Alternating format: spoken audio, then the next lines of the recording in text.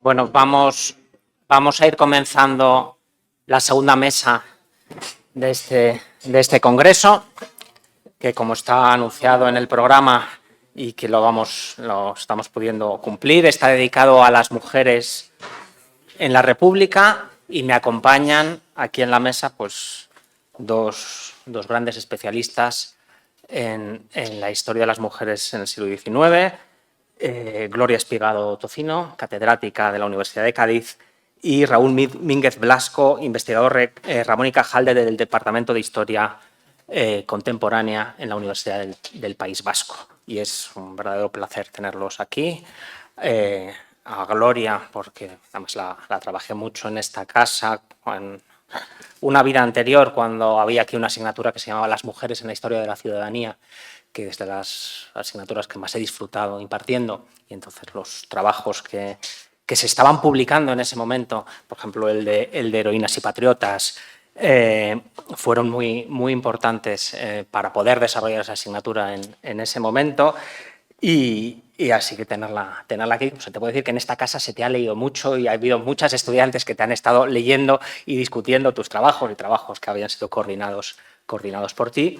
Y a Raúl Mínguez también es un placer saludarlo y conocerlo. Nos hemos encontrado leyéndonos, yo creo, en algunos temas cercanos sobre movilización, y cuando salió su libro Evas, Marías y Magdalenas, pues para mí fue como rellenarse un hueco en preguntas que me había estado haciendo, y ver que había alguien que se había hecho preguntas similares o más inteligentes todavía y las había podido resolver, pues fue una gran alegría, porque uno se encuentra menos solo cuando ve que hay en otros lugares otras personas que están investigando cosas que han seguido hilos que a uno le hubiese gustado seguir un momento dado y no supo cómo hacerlo, y ver que otros lo han hecho y además pues te alimentan el pensamiento. Así que es un placer teneros aquí a los dos, y paso la palabra a Gloria, que nos va a hablar de las republicanas en la Primera República, agitadoras y militantes de la Federal Social.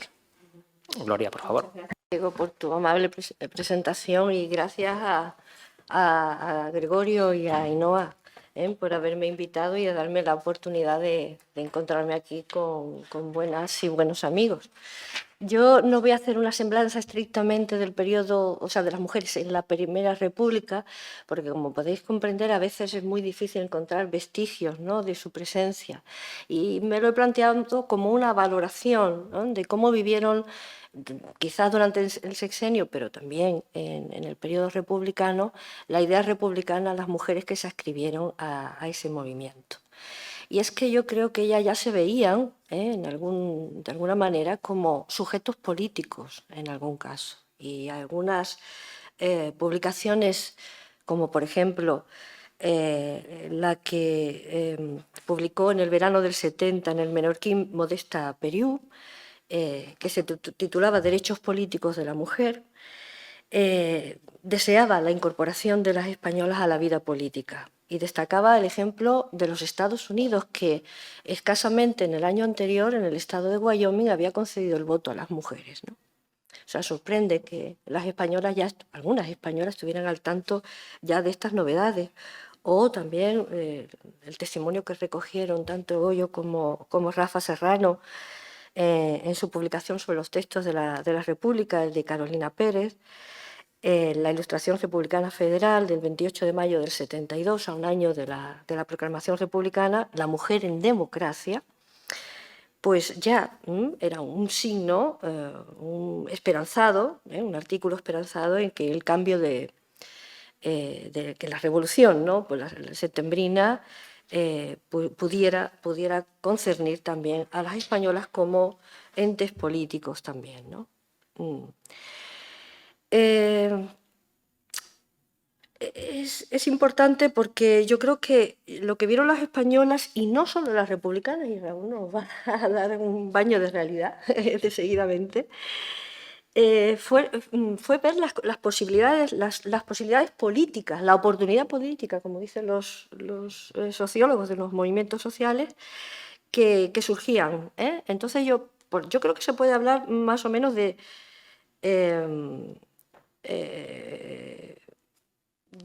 tres corrientes, ¿no?,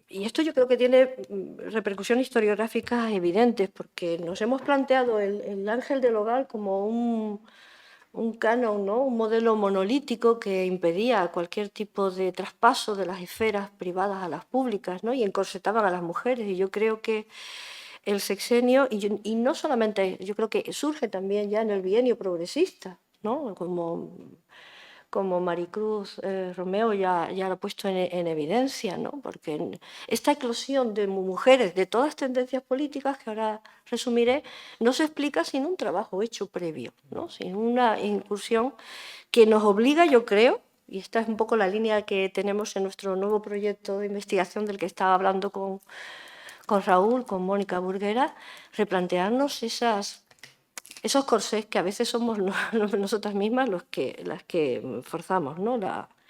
Yo creo que ante estos testimonios, ante estas salidas a la palestra pública, por lo menos de una línea reaccionarista o conservadora, opositora, representada por corrientes monárquicas, ya carlistas, ya borbónicas, que van a ir en contra de la dinastía de Saboya y de la República, y que va a terminar a tomar, me estoy refiriendo a mujeres, que van a tomar la cuestión religiosa como una causa, como una seña de identidad, ¿no? Esta es una línea. Otra, yo creo que está la línea de ese liberalismo alineado con la revolución, que busca acomodo en la opción amadeísta, y podemos aquí nombrar a la escritora Faustina Sá de Melgar y su Ateneo de Señora, las conferencias dominicales, el movimiento antiesclavista que promueven con Carolina Coronado, ¿no?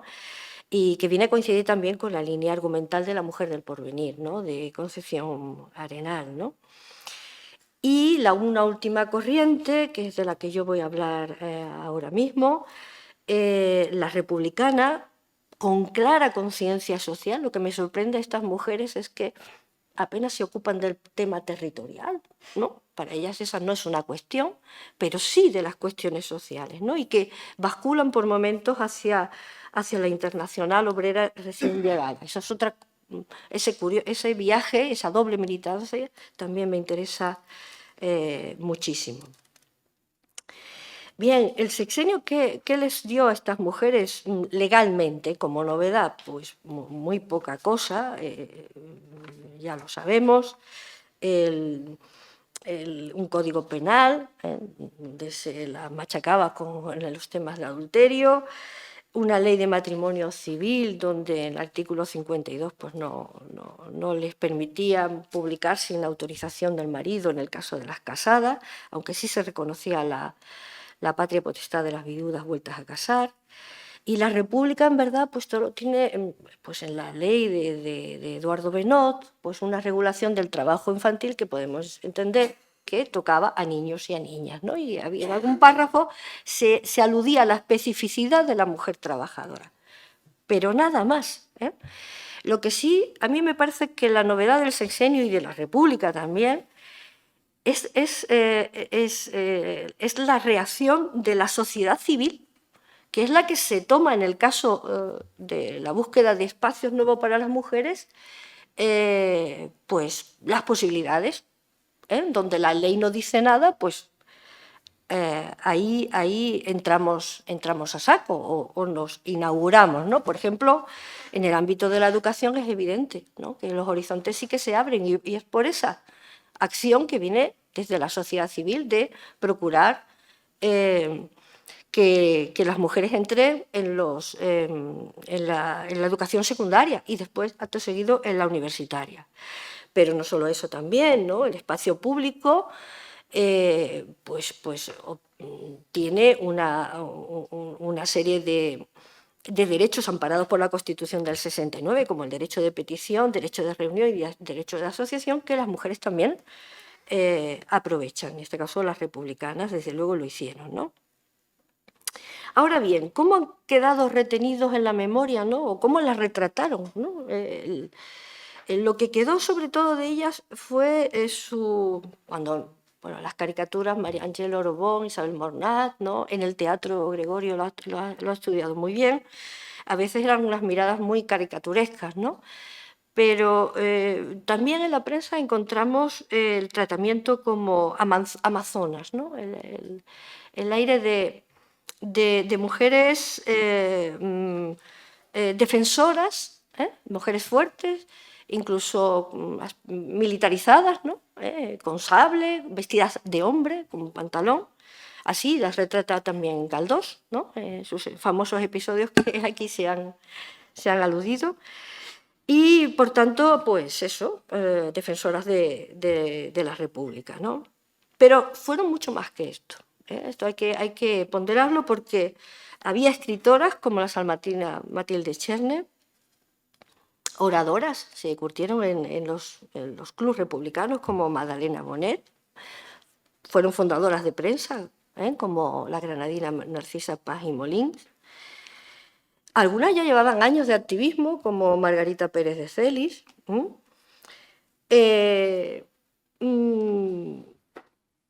Otras venían del extranjero, como Garibaldina, comunalista prusiana Guillermina Puccinelli, con la que muchas veces era confundida la canaria afincada primero en Cádiz, Guillermina Rojas y Orgis, ¿no? Sin embargo, ya digo, la memoria las trataba en muchas ocasiones como, en el mejor caso, como amazonas de la libertad, y en otros casos, ya cuando pasamos los hechos de la comuna, como petroleras, ¿no? Es decir, la imagen, el perfil de la petrolera enseguida. Además, es que la representación del caos francés tiene forma de mujer, porque no hay nada más enragé, Gerard me podrá corregir, que una mujer salida de su propia naturaleza, desobediendo su propia naturaleza y asumiendo acciones, actuaciones masculinas y emprendiendo con todo, prendiendo fuego, ¿no?, a todo lo que les rodea. O sea que ese desorden, el desorden político que significa la política, también se representa con ese desorden sexual que surge a partir de la imagen de las petroleuses, ¿no? El miedo, por tanto, a la inversión de papeles, al desorden sexual, pues era evidente, ¿no? Y se ve en la prensa, ¿no? Porque los ataques a sus pequeñas actuaciones, que muchas veces ellas no tienen ni la capacidad de escribir por sí mismas, sino que son recogidas por los editoriales de los periódicos, ¿no? Y no siempre en el mejor sentido se habla de sus intervenciones, ¿no? Otras veces sí, otras veces cuando se controla el medio, ¿no?, en el que se escribe, cuando son los compañeros y amigos, familiares, porque muchas vienen de hijas, o sea, tienen padres republicanos, hermanos republicanos, en fin, eso pues a veces pues atempera la impresión, ¿no? Pero es cierto que en muchas ocasiones se atacó durísimamente a la propia pues, Guillermina, ¿no? Pues lo tuvo y quedó así rememorada. Escribía hace ya un tiempo en el que me interesó sobre todo es cómo se recuerda la República a través de las intervenciones de Guillermina, ¿no? Y cómo queda en la memoria, incluso de Menéndez Pelayo, ¿no? La República como la expresión del desorden, precisamente porque había locas como Guillermina Rojas que proclamaban a viento y marea las bondades del amor libre, ¿no? En fin, pues esta es un poco la imagen que se quedó grabada en la memoria, ¿no? Pero estas mujeres se hicieron presentes en el espacio público para protestar por injusticias que tradicionalmente eran áreas de actuación adjudicado al sexo femenino. Por ejemplo, protestar por la carestía y la carencia de alimentos, ¿no? protestar por la conscripción de los soldados, ¿no? El tema de las quintas, ¿no? Llamada contribución de la sangre, defender a los trabajadores, no sé si por esta misma atribución que hacía esa es una hipótesis, ¿no? Esa atribución que hacía el modelo de feminidad al sexo femenino como competente en las injusticias sociales ayudó de alguna manera a que estas republicanas se adscribieran a posiciones muy radicales o muy de atención, bueno, atención a los obreros, a los quintos, ¿no? En fin, a temas que afectaban evidentemente a la gente más desfavorecida del pueblo, ¿no? Sin olvidar, por supuesto, la cuestión religiosa, ¿no? Que obviamente aquí tenemos la cara y la cruz, porque la cuestión religiosa también se vivió por parte de las mujeres, de las republicanas, como una cuestión, un debate fuerte y de construcción de su identidad como luchadora, y a veces incluso pues, saliendo a la palestra de envites de otras mujeres católicas que protestaban por determinadas decisiones o del alcalde de turno o del gobierno de turno, ¿no? Bien, como oradoras, como ya digo, eso, pero también procuraron tejer red, tejer sociedad. Conocemos algunas organizaciones asociativas, las más conocidas quizás sean las de Madrid, la encabezada por Carmen Munté y Carolina Barbano, llamada La Fraternidad, que se definía como una asociación filantrópica y política y que nacía con la vocación doble de atender tanto a los trabajadores como a las mujeres. Decía Carolina Barbano en el discurso de presentación del club, las dos clases desheredadas de la sociedad. Y trabajaban para asegurar el trabajo y procurarse la propiedad a quien tienen derecho como seres racionales. Me refiero a los trabajadores y a las mujeres. Sus actuaciones, por ejemplo, en campañas en contra de la pena de muerte o contra las quintas, ¿no? Pues fueron relevantes, aunque yo creo que pasados los años 70 este club entró en un momento probablemente tendría que investigar más, de enfrentamiento interno y decayó. Me da la sensación, porque no lo vuelvo a encontrar en posteriores fechas, ¿no? También otro, el que funda Guillermina Rojas en Cádiz, Mariana Pineda, que se define como una sociedad republicana federal armónica y que lucha por la instrucción de la mujer y el reconocimiento de sus derechos y deberes en toda su latitud y mejoramiento de su clase. Esto está puesto en sus reglamentos, que fueron aprobados por el gobernador civil.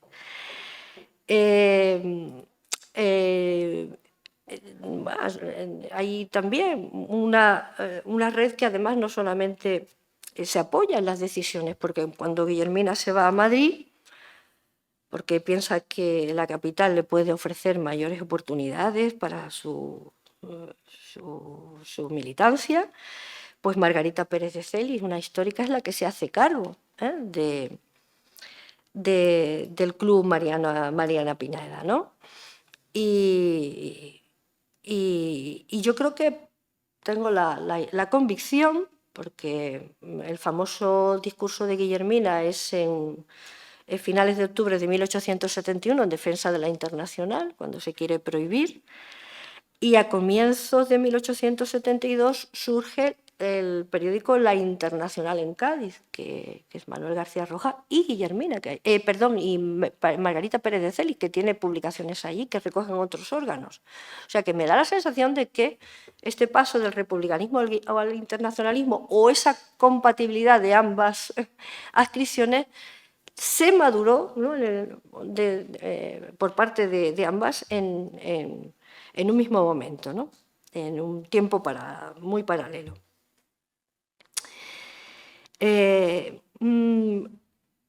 Luego estaba también, es decir, hay muchas mujeres anónimas. Lo que sí sabemos, por ejemplo, que las cigarreras eran un caldo de cultivo de opinión republicana, ¿no? ¿Y por qué lo sabemos esto? Bueno, pues porque, curiosamente, la fábrica de Cádiz estuvo cerrada un par de años, ¿no? Y no sé si por motivos, porque el cónsul Benedet, el cónsul francés, decía que el barómetro para saber la agitación política de la ciudad era observar a las cigarreras, ¿no? Entonces, cuando ya se intranquilizaban, pues algo podía ocurrir, ¿no? En Madrid, por ejemplo, se pusieron en huelga en el año 72, ¿no? Y yo creo que no por casualidad, y vuelvo otra vez a la memoria, ¿no?, tanto Faustina Sáenz de Melgar con su novela Rosa la cigarrera, como Emilia Pardo Bazán en La Tribuna, que quizás es la más conocida, bueno, pues se van a inspirar, aunque la Rosa la cigarrera está ambientada durante el bienio progresista, pero me consta que bueno, está escrita entre el 72 y el 78 y que ambas autoras se inspiraron mucho en las actuaciones de las cigarreras, ¿no?, en sus huelgas y en sus movilizaciones, ¿no? Tenía ahí, pero no, 3 minutos, ya está. Estoy perdida. Tenía ahí en el PowerPoint, pero si no, el que le interese, la comparación entre la imagen que da o que se registra en la prensa del discurso de Guillermina Rojas, y luego la imagen que transcribe, ¿no?, Emilia Pardo Bazán en La Tribuna con la actuación de Amparo en el club. Y es que son parecidos. Y además me consta, y ya se lo comenté a mis compañeros ayer, que ambas se conocían, y que hubo relación entre ellas, epistolar. Bien, pues en 3 minutos voy a elegir. Voy a elegir.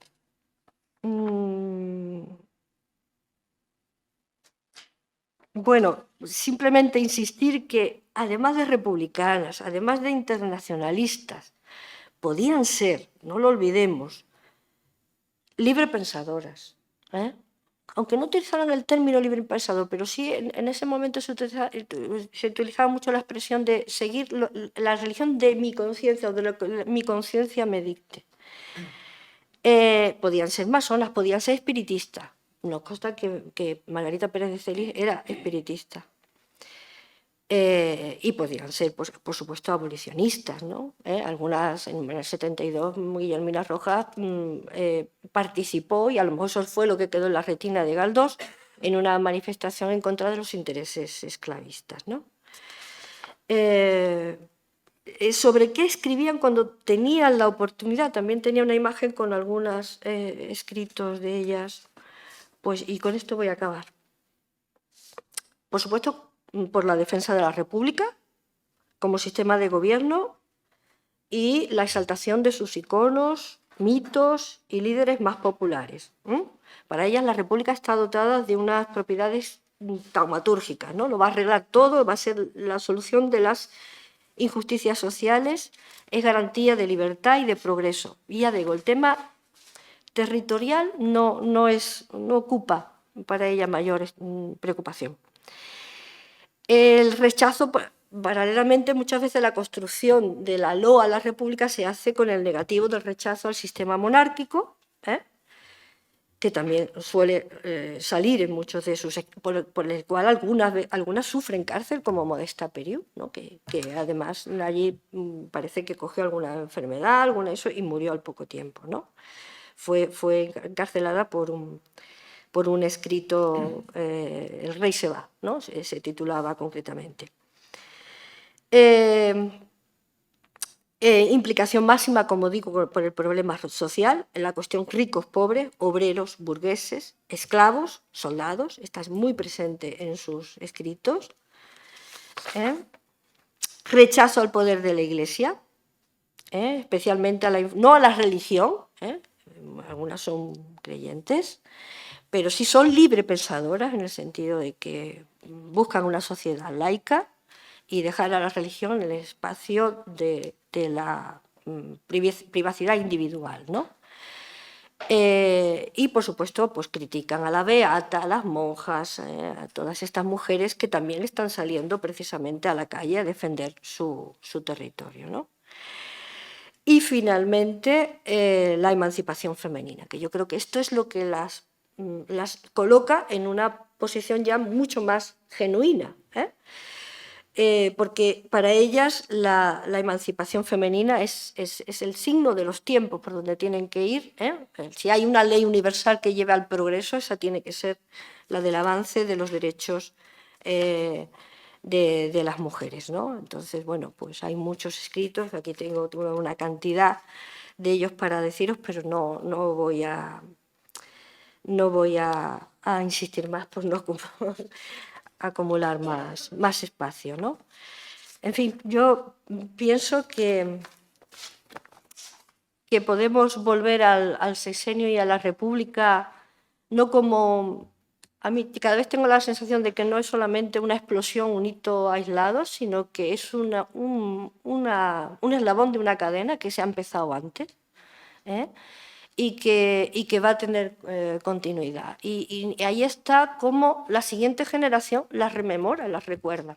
O sea, queda en Soledad Gustavo, nombra a Guillermina, los sufragistas de comienzos del 20 nombran a los Pensiles y a Margarita Pérez de Celi. A mí me sorprende porque es que nosotras hemos empezado a recuperar una memoria que parecía perdida, absolutamente, ¿no? Y sin embargo, para el feminismo de finales del 19 y del 20 todavía se conservaba, ¿no?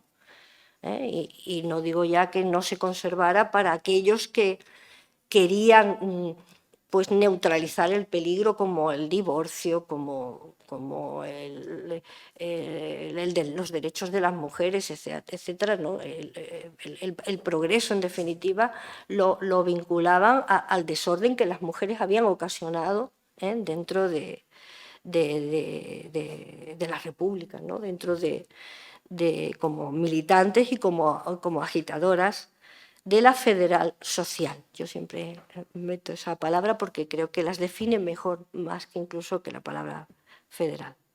Y nada más. Muchas gracias.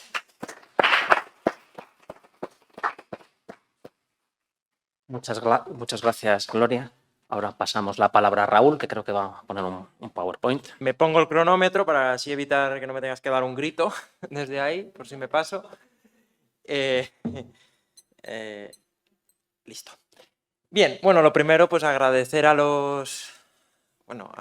Ainhoa y a Gregorio por la organización, por haberme invitado en este coloquio internacional, y un placer para mí compartir mesa con Diego, a quien he conocido hoy, pero que lo he leído mucho, y sobre todo a Gloria, con la que además hemos compartido grupos de investigación, proyectos de investigación, y la verdad que es un placer poder estar con ella. Además, vais a ver, ¿no? Los temas, tanto el tema que ha tratado ella, el tema que voy a tratar yo, está plenamente interrelacionado, ¿no? en el proceso histórico, ¿no? que estamos abordando hoy. Bien, bueno, aunque la ponencia es verdad, o la intervención lleva por título Las católicas en la Primera República, voy a centrar la primera parte de mi intervención en lo que ocurre a lo largo del sexenio, ¿no? O al menos durante los primeros años del sexenio, porque si no, creo, no se entiende bien, ¿no?, lo que pasa durante la Primera República. Entonces, bueno, aunque sea bastante conocido, pero simplemente por hacer un repaso, señalar, pues bueno, que la cuestión religiosa en el sexenio democrático se basó principalmente, utilizando el término, el concepto bueno, acuñado entre otros por Clark y Kaiser, una guerra cultural. Lo que hubo en el sexenio en relación o con relación a la religión fue una guerra cultural entre clericales y secularistas por la posición que debía ocupar la religión en la esfera pública.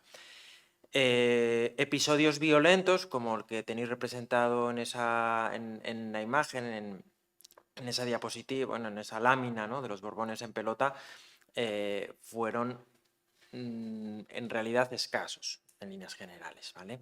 Y además en este caso vemos que fue un episodio de violencia clerical, no anticlerical.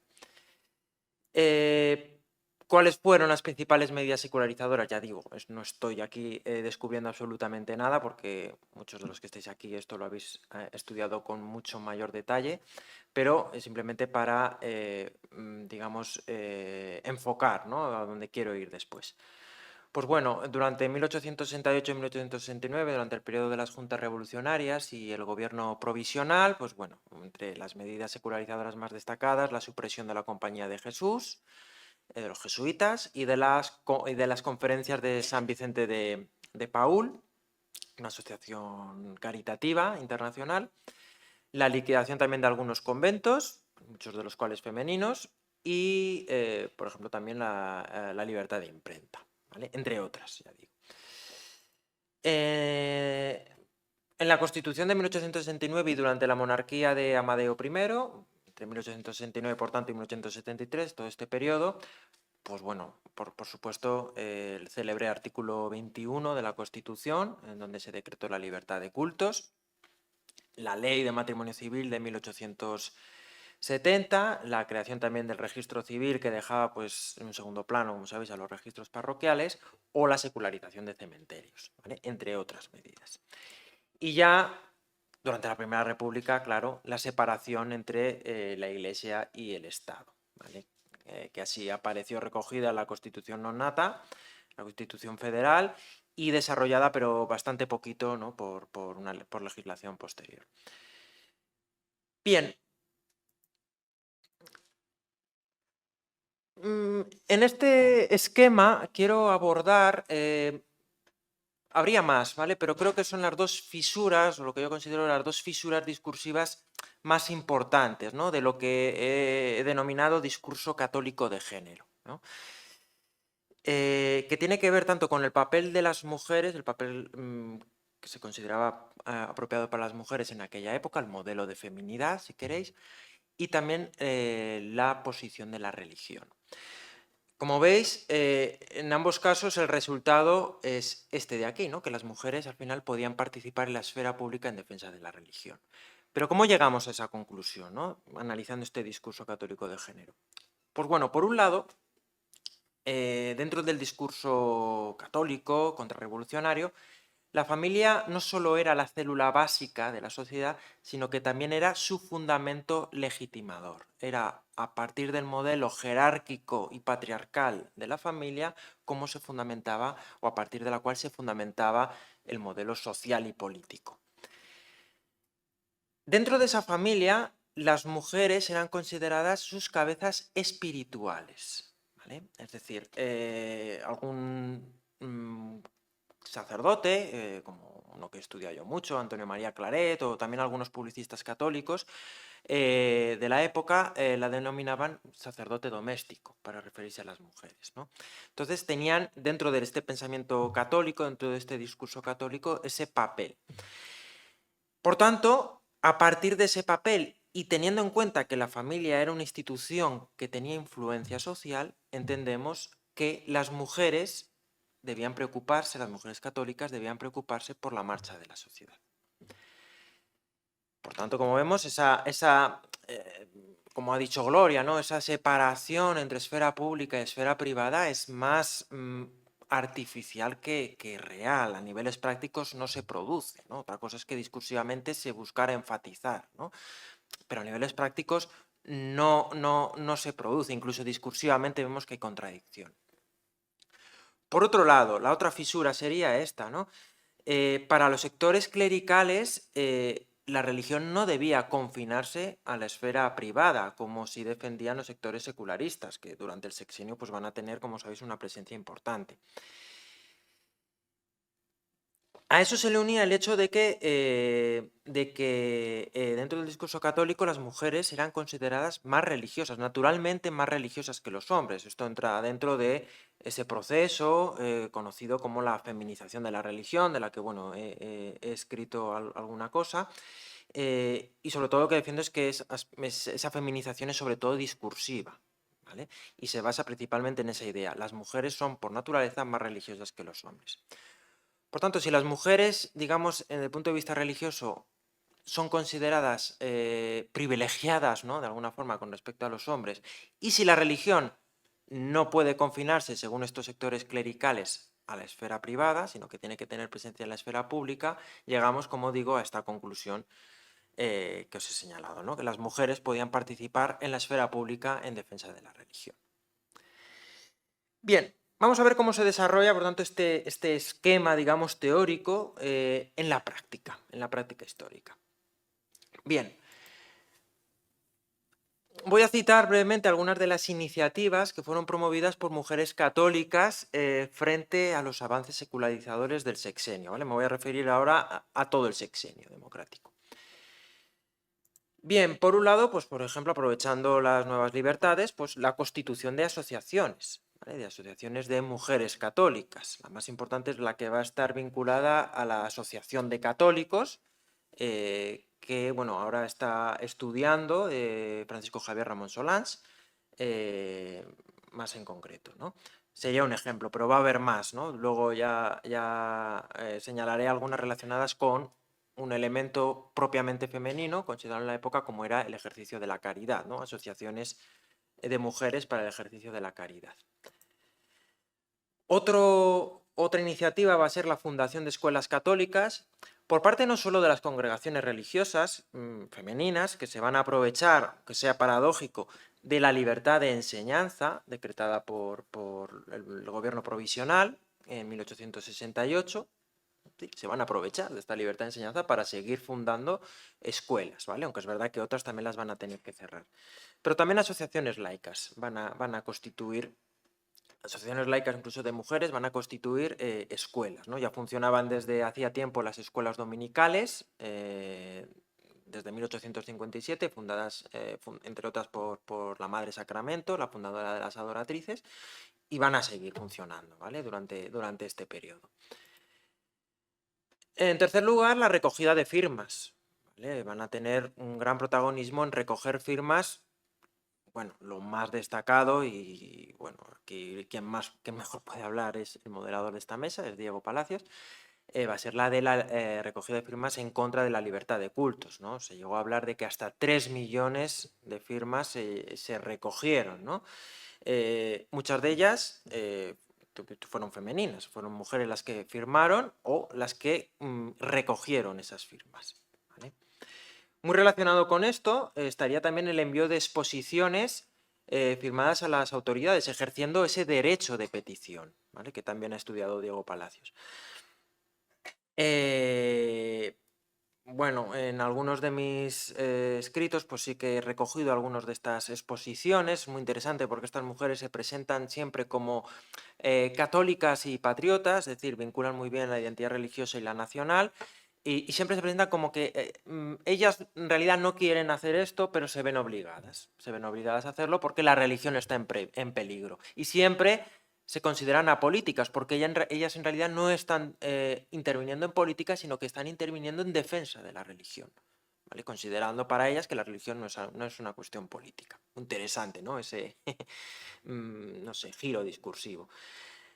Aquí tenéis, os he dejado tenéis un texto del pensamiento español, como sabéis, una de las principales cabeceras católicas o de este periodo, ya cada vez más cercana al carlismo. en un artículo del 21 de noviembre de 1868 titulado El sufragio de las mujeres. Y dice así, porque no sé si lo podéis leer bien desde ahí. Seguramente la Revolución, al proclamar el sufragio universal, no contaba con el sufragio de las mujeres ejercido por medio de la petición, sufragio que hoy vale infinitamente más que todos los derechos políticos otorgados a los hombres. No contaba la Revolución con esto, y esto, sin embargo, tiene que ser el gran dique de la Revolución, tiene que ser la verdadera contrarrevolución. ¿Vale? Entonces, aquí vemos cómo el pensamiento español apoya, ¿no? De una forma clara, además, el ejercicio de este derecho de petición, quien lo iniciaron fueron las mujeres, ¿vale? Durante el sexenio y ya anteriormente, es decir, ya Maricruz Romeo ha documentado esto ya desde la época del bienio progresista, ¿vale? La presencia de exposiciones, el envío de exposiciones al Congreso, al presidente del gobierno, a algún ministro, firmadas por mujeres. Por supuesto, también manifestaciones en la calle, ¿vale? De mujeres católicas pues, en defensa de sus principios, ¿no? De su religión.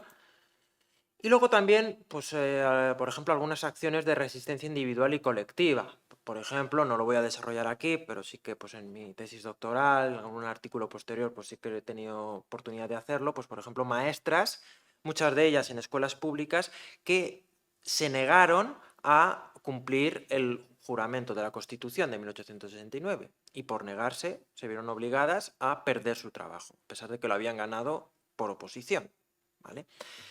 Entonces, pues bueno, es interesante, ¿no? Como muchas de estas maestras, digamos, cómo les llevaron, ¿no? He leído algunos textos de ellas en los que defienden esa postura, ¿no? A pesar de que, bueno, perdieran su trabajo, ¿no? Y por tanto su principal medio de vida. Bien, la prensa antiliberal alentó estas iniciativas, ¿vale? Es decir, todo esto lo sabemos gracias sobre todo a esta prensa antiliberal que recogía muchas de estas exposiciones, manifestaciones, acciones de resistencia, podemos decir, de estas mujeres. Pero hasta 1872. Ahora veremos qué es lo que ocurre o qué pasa, ¿no? En 1872, aunque bueno, imagino que la mayoría ya sabéis qué. Antes de pasar a eso, pongo aquí dos cabeceras de La Margarita. La Margarita era el periódico, un periódico que tenía el nombre de la cónyuge, ¿no? De la mujer del autoproclamado Carlos VII, del pretendiente carlista. Y estas dos portadas se ve muy bien, ¿no? El contraste entre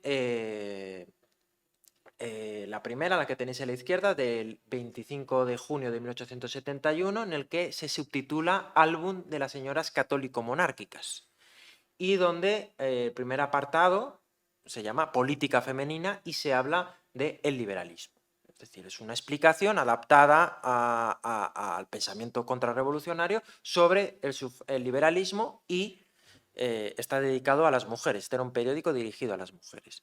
En cambio, si vemos la portada de la derecha, del 3 de marzo de 1872, ya es uno de sus últimos números, ya vemos que el subtítulo ya no es tan, ya es bastante más aséptico, es Semanario de Instrucción y Recreo, y como veis, el epígrafe con el que comienza la revista o este periódico es Cuadros del Hogar, y se habla de la madre. ¿Vale? Como veis, aquí hay un cambio bastante importante y solo han pasado pues prácticamente 9 meses, ¿vale? Entre una portada y otra. ¿Qué pasa? Bien,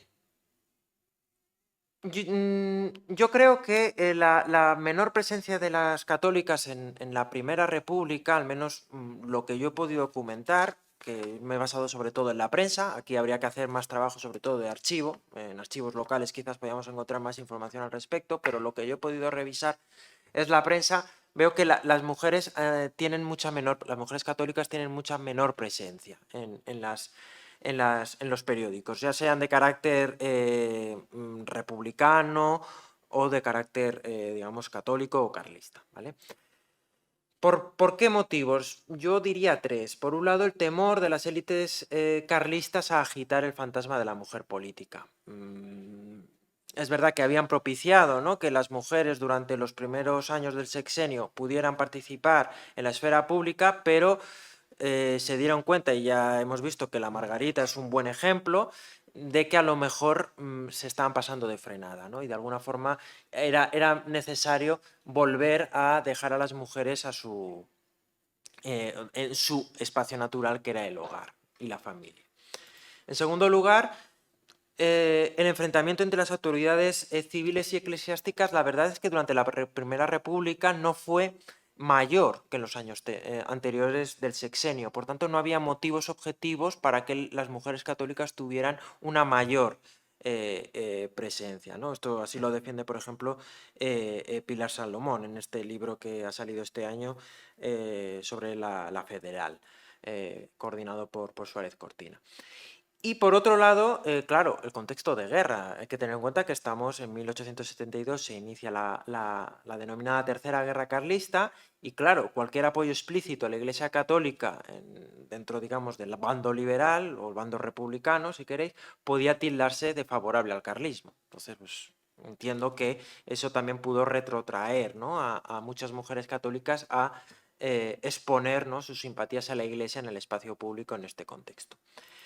Por tanto, ¿qué acciones de las mujeres católicas he podido documentar, ¿no?, durante 1873 y 1874? Pues bueno, en las calles, como digo, una presencia bastante escasa. Lo poco que sabemos, y aquí pues voy a remitir a Gloria Espigado, porque es ella la que lo ha señalado en algunos de sus trabajos, pues es, por ejemplo, lo que ocurre en Cádiz, precisamente con Fermín Salvochea, ¿no?, que ordenó el desalojo y el derribo del convento de monjas de Nuestra Señora de la Candelaria y de su iglesia para aliviar el problema del paro. ¿Qué ocurrió? Que esta decisión fue contestada por una manifestación de mujeres católicas, que a su vez, y por eso es muy interesante cómo se retroalimenta, fue respondida por otra de republicanas que portaban carteles donde se leía "abajo los conventos". Por tanto, eso sabemos que ocurrió, pero yo al menos no he encontrado más ejemplos, ¿no?, de mujeres que salieran a la calle, mujeres católicas, como lo habían hecho en los años anteriores, ¿no? Por tanto, su visibilidad en la prensa, sobre todo, va a realizarse a partir, sobre todo, del ejercicio de la caridad.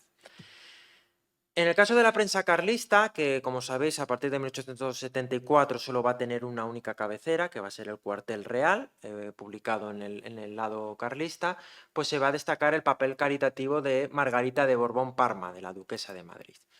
¿Vale? Aquí, por ejemplo, pues no lo voy a leer porque ya veo que me falta poquito, se habla de una crónica en la cual pues Margarita de Borbón llega a España, y se dice que en vez de celebrar la victoria, una victoria carlista en aquel momento, lo que hace es asistir al templo y atender a todos los desgraciados que gimen en el lecho del dolor, ¿no? Es decir, se enfatiza su papel caritativo. Por otro lado, también se van a fundar toda una serie de asociaciones de señoras para socorro de los heridos, ¿no? Y, por ejemplo, pues un testimonio del diario Ya Alfonsino en este momento, en la época, el 11 de marzo de 1874, pues se destaca el patriotismo, ¿no?, de estas mujeres, ¿no?, porque es el patriotismo de la caridad, ¿vale?, porque atienden al cumplimiento del deber y a las aspiraciones de su corazón y de su conciencia cristiana. Bien, en ese sentido, y con esto ya voy a acabar, sí que he localizado una interesante polémica en la prensa en torno a la Cruz Roja, ¿vale? Esta asociación que se funda en Ginebra unos años antes, en 1863, y que va a tener una presencia importante en la Guerra Carlista, ¿vale? Es interesante que en octubre de 1873 un periódico, ahora mismo creo que era mensual, El Consultor de los Párrocos, que era un periódico, digamos, defensor de los intereses de la Iglesia Católica, pero no carlista, ¿vale?, no era carlista. A partir de octubre de 1873 va a empezar a realizar duras críticas a esta Cruz Roja, a la Cruz Roja. Por ejemplo, lo califica de invento protestante para sustituir a las Hermanas de la Caridad católicas, ¿vale? Claro, ten en cuenta que se funda en Suiza. En segundo lugar, como estaba controlada desde Ginebra, se decía que no era netamente española. En tercer lugar, voy un poco rápido, pero por el tema del tiempo, señalaba el peligro de que se extendiera la libertad de cultos entre las mujeres por no poner límites a la fe de sus miembros. Es decir, no había ningún requisito de que para entrar a la Cruz Roja hubiese de ser católica, ¿no? Entonces aquí tenéis... Aquí aparece os he dejado un texto en el cual pues un poco se habla de eso, ¿no? Si las madres católicas no tienen reparo en unirse con señoras judías o protestantes, racionalistas o materialistas para la práctica de la caridad, ¿qué inconveniente han de tener en enviar sus hijos a colegios mixtos o indiferentistas, en los cuales no se hable de religión o se hable mucho contra la fe, ¿no? Y llegando a las cosas a este extremo, ¿cómo se han de oponer a los matrimonios mixtos tan enérgicamente reprobados por la Iglesia? O sea, a que sus hijas unan para siempre sus destinos con hombres de creencias contrarias a la religión católica. Es decir, esa idea, ¿no? De cuidado que aquí os podéis mezclar con mujeres de otras confesiones y os podéis contagiar de ese mal, ¿no? Y el problema fundamental, que es que lo podéis transmitir a vuestros hijos. Y luego también, pues claro, en el fondo lo que había era la posibilidad de pérdida, el miedo a que la Iglesia perdiera influencia social, ¿no? Con este tipo de asociaciones. Otro ejemplo, ¿no? Si hoy se dice que la práctica de la caridad no es cosa religiosa o no pertenece a la Iglesia, mañana se dirá que tampoco es cosa religiosa o no pertenece a la Iglesia la enseñanza de la doctrina cristiana, la predicación del Evangelio o la administración de sacramentos. En el fondo lo que subyacía era esto, ¿no? El miedo a que la Iglesia perdiera influencia social, ¿no? En un ámbito como era la caridad, donde se consideraba propio, exclusivo de la Iglesia y de sus mujeres. Periódicos de carácter conservador como La Época y también de carácter más progresista como La Iberia salieron en defensa de la Cruz Roja, ¿vale? Con artículos en los cuales defendieron a la Cruz Roja, a las mujeres que formaban parte de ella, y criticaron al consultor de los párrocos precisamente por dar alas al carlismo. Por tanto, creo que esta polémica, y con esto ya voy a acabar, refleja de alguna forma el carácter todavía muy politizado, ¿no? que seguía teniendo la cuestión religiosa en este momento, durante la Primera República, ya en 1874, ¿no? en la fase unitaria, y también el carácter tan politizado que seguía teniendo la influencia social de las mujeres católicas, a pesar, como digo, de que estamos en un momento en el cual no se visibilizan tanto las acciones que habían realizado, ¿vale? Entonces nada, con esto finalizo. Entonces, muchas gracias. Muchas gracias, Raúl.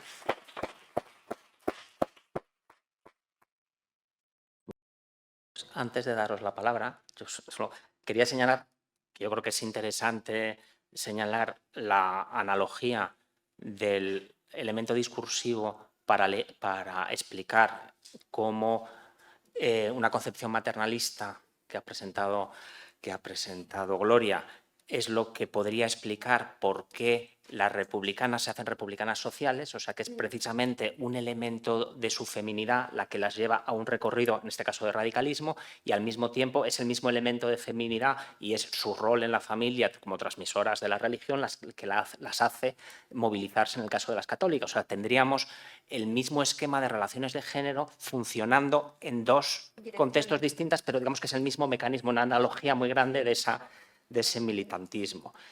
Y solo respecto a intentar explicar por qué no se movilizan las mujeres católicas tanto durante la Primera República, ¿no será que es todo el movimiento católico, en el momento que la Asociación de Católicos se rompe por el carlismo, se desmoviliza todo y viendo, o sea, yo que he estudiado de las firmas que llegan al Vaticano, después de la toma de Roma por los italianos en Porta Pía en 1870, que se moviliza todo el mundo católico, de España no llega casi nada. Llegan los pequeños comités, mandan, pero no hay movilización recogiendo firmas, cuando sí que hay una trayectoria previa. O sea, todo el movimiento católico está ya desmovilizado. Entonces, las mujeres católicas se están, por la ruptura, yo lo explico por la ruptura del carlismo, o sea, que no sea una cosa específica de las mujeres, sino de todo el movimiento católico, lo que explicaría esa falta de movilización. Y yo creo que os podemos dejar la palabra.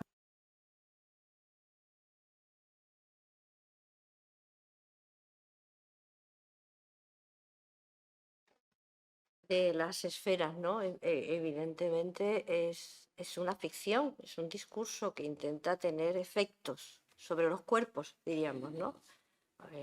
Eso de la realidad ya es más complicado. Pero ese mismo discurso tiene efectos paradójicos, como estamos diciendo aquí, que rompe esa barrera en principio establecida, ¿no? Porque precisamente eso, por la adjudicación de determinadas capacidades o características, incluso biológicas, ¿no? O fisiológicas, pues las mujeres asumen unos terrenos, unos ámbitos de actuación como propios. Y de la madre individual a la madre social hay un paso. Hay un paso. Entonces, bueno, pues hay un canal abierto y yo creo que no nos debemos sorprender porque a la vista está las cosas que analizamos, es que esos movimientos eran posibles, ¿no? Esas incursiones en el espacio público. Estoy pensando en el ámbito de la caridad. Cuando no existe un estado asistencial, me parece que es una función social de primera mano, ¿no? Y para eso las mujeres pues tenían un protagonismo fundamental, ¿no? Como tú muy bien has explicado, ¿no?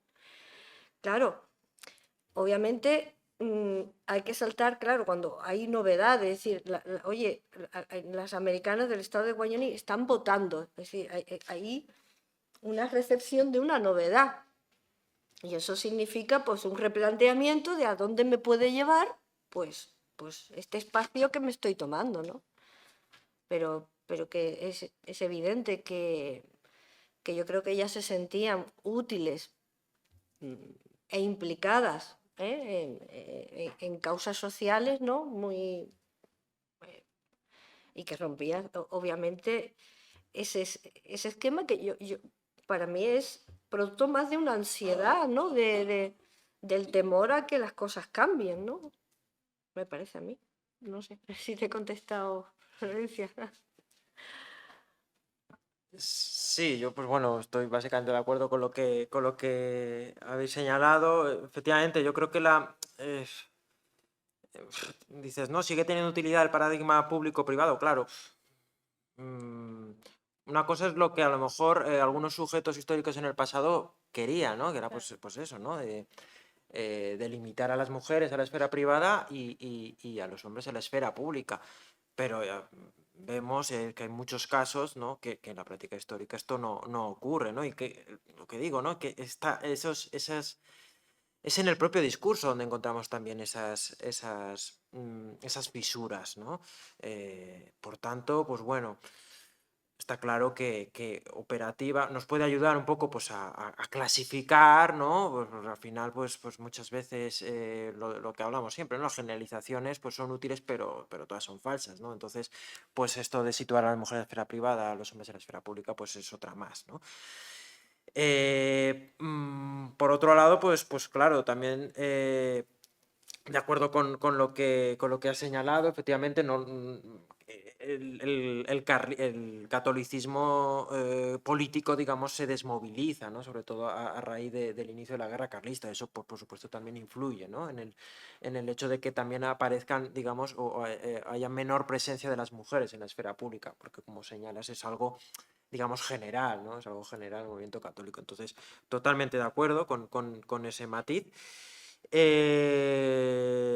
Por supuesto, también, pues bueno, el tema, ¿no? de la política, es verdad, no está solo asociada al acto de votar, ¿no? De hecho, el sufragio no es un horizonte, no es el horizonte fundamental, ¿no? de las mujeres. Es verdad que en algún artículo se puede hablar de esto, y si las mujeres votaran, ¿no? Tanto en el ámbito republicano como incluso también en el católico se insinúa, ¿no? ¿Qué pasaría, ¿no? Aparte, teniendo en cuenta ya que se está asumiendo ese discurso de la feminización religiosa y que si las mujeres votan, cosa que seguirá, como sabéis ya, en la Segunda República, se va a apoyar a las derechas, ¿no? Entonces, claro, esto es muy tentador para algunos sectores católicos. Oye, pues a lo mejor no es mala idea que las mujeres católicas voten, ¿no? Pero todavía no existe, digamos, una defensa clara de esto, ni mucho menos, ¿no? Entonces es verdad que la política en estos momentos se ejerce de otras muchas maneras, ¿no? Y poniendo el foco en esas otras maneras vemos como las mujeres tienen una presencia importante, tanto de un lado como de otro. Y Y por responder también o por hablar un poquito de lo que he señalado, ¿no?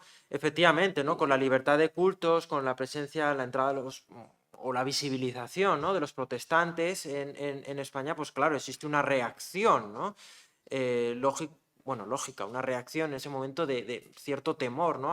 Como hemos visto también en algunos de los pasajes que os he leído, a que se contagien, ¿no? las ideas protestantes, ¿no? Y entonces, pues eso, ¿no? Siempre ante ante la apertura de una escuela protestante existe pues luego una movilización de hombres y mujeres católicos en contra de esto. Pero en todo caso sí que quiero remarcar una cosa. La movilización de mujeres católicas es anterior, ¿vale? Es anterior. Por supuesto, ya en el bienio, como digo, hay exposiciones de mujeres que se dirigen a las Cortes Constituyentes, pero es que en el contexto del sexenio, ya en octubre de 1868, existen exposiciones firmadas por mujeres, enviadas por mujeres y recogidas en la prensa pues, bueno, neocatólica o carlista, en la que ya se está criticando algunas de las medidas secularizadoras. Por ejemplo, el cierre de conventos. Es el primer asunto, el cierre de conventos femeninos, el primer asunto por el que las mujeres católicas comienzan a enviar exposiciones. Luego, por supuesto, sobre la libertad de cultos, sobre el matrimonio civil y ya en 1872 creo que sobre una disposición que declaraba a los hijos que nacían bajo solo matrimonio canónico como hijos solo naturales, no legítimos, ¿no? Ahí también se van a movilizar, también van a enviar exposiciones en contra de esto, ¿no? Y es verdad que a partir de ese momento yo ya al menos no he encontrado más, ¿vale? Pero sería hasta 1872, pero iniciado en 1868, es cuando las mujeres católicas comienzan a enviar exposiciones en contra de medidas secularizadoras. Bueno, muchísimas gracias. Hemos cumplido nuestro tiempo. Creo que ha sido una sesión excelente y tenemos 10 minutos antes de la siguiente mesa.